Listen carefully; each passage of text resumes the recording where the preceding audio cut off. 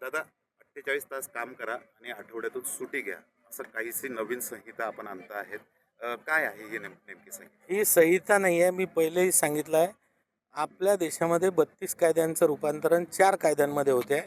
हे 4 नवीन कायदे, हे 4 कोड, हे संहिता आता अस्तित्वात आल्या आहेत आणि याच्यासारखे कायदे राज्याचे बनले पाहिजे. पण यासोबत हे कायदे बनत असताना बऱ्याच गोष्टी अशा आहेत की ज्या जागतिक दर्जावर आपण पाहतो की बऱ्याच देशांमध्ये या पद्धतीनं काम होते. त्या पद्धतीने जर आपल्याही देशात काम झालं तर आपल्या देशातल्या इंडस्ट्रीजला खूप मदत होईल.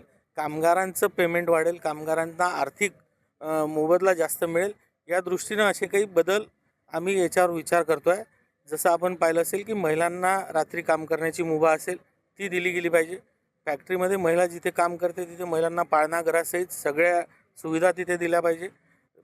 महिलांना घरी नेण्या आणण्याची व्यवस्था केली पाहिजे. रात्रपाळीत महिलांना सपोर्ट म्हणून तिथे कोणीतरी असलं पाहिजे. सोबतच आपण पाहिलं असेल तर जे आपले हे आहेत इंडस्ट्रीवर जेव्हा खटले दाखल होतात तर ते क्रिमिनल ज्या ह्या होत्या त्या डिक्रिमिनलायझेशन करून त्यांना आपण आर्थिक दंड वाढवून त्यामध्ये थोडीशी हे रिलॅक्सेशन देण्याचा विचारात आहे. अजून फायनल काही नाही. आणि याचसोबत आपण जो काम करण्याच्या वेळेचा मुद्दा मांडला तर ही फ्लेक्झिबिलिटी आहे. आपण काम करण्याच्या तासामध्ये लवचिकता आणणार आहे.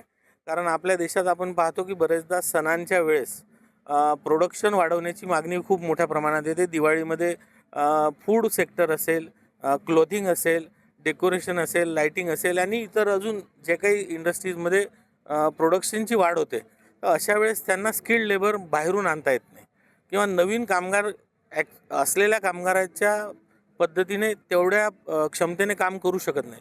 म्हणून आहे त्या कामगाराला त्याचं मत घेऊन त्याची कन्सेंट घेऊन हे कामाच्या तासामध्ये वाढ करता येणार आहे. हे 12 तास असणार आहे असं नाही. कोणी 10 तास करेल, कोणी 11 करेल, कोणी 9.5 करेल. फक्त जी आपल्या एक वीकची हप्त्याची जी 48 तासांची मर्यादा आहे ती कुठेही ओलांडता कामा नये, जेणेकरून कामगारांच्या आरोग्यावरही परिणाम होता कामा नये.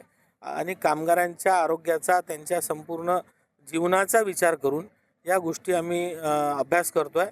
आणि सोबतच जितकं वाढीव काम तो करेल त्याचा मोबदला त्याला द्यावा लागेल. जितके दिवस त्याचे काम करायचे कमी होतील त्याचे इन्सेंटिव्ह त्याला द्यावं लागतील. आणि याचं जर आपण गणित काढलं तर एका महिन्यामध्ये त्याला खूप मोठ्या प्रमाणात आर्थिक मोबदला मिळेल आणि त्याच्या हेल्थचाही त्याला सुट्टी मिळाल्यामुळे त्याची तेवढी काळजी घेतली जाईल. अशा सगळ्या गोष्टींचा विचार केल्यानंतर ही कायदे म्हणजे हे निर्णय अस्तित्वात येतील. त्याचा सध्या अभ्यास चालला आहे आणि या अभ्यासाअंती याच्यावर आम्ही निर्णय करू. आपण जरी म्हणत असतात की हे कामगारांच्या हिताचं आहे, सरकार आता विचाराधीन आहे, मात्र तरीही आतापासून कामगार संघटना याला विरोध करताना दिसतात.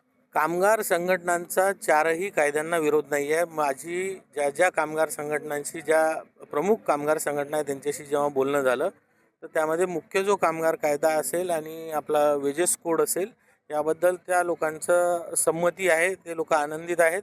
पण इतर 2 कायद्यांमध्ये सुद्धा त्यांचा पूर्ण विरोध नसून त्यातल्या काही प्रोव्हिजन्सवर त्यांचा आक्षेप आहे. तर निश्चित या आक्षेपांवर केंद्र सरकार लवकरात लवकर तोडगा काढेल आणि त्यात आम्ही मार्ग काढू.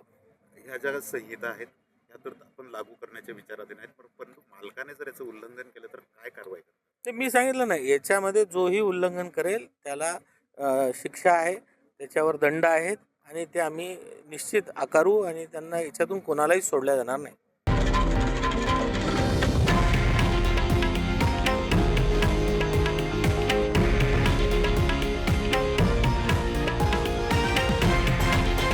हे आहे देशातील नंबर 1 न्यूज नेटवर्क आणि आपण पाहत आहात TV9 मराठी, एकमेव.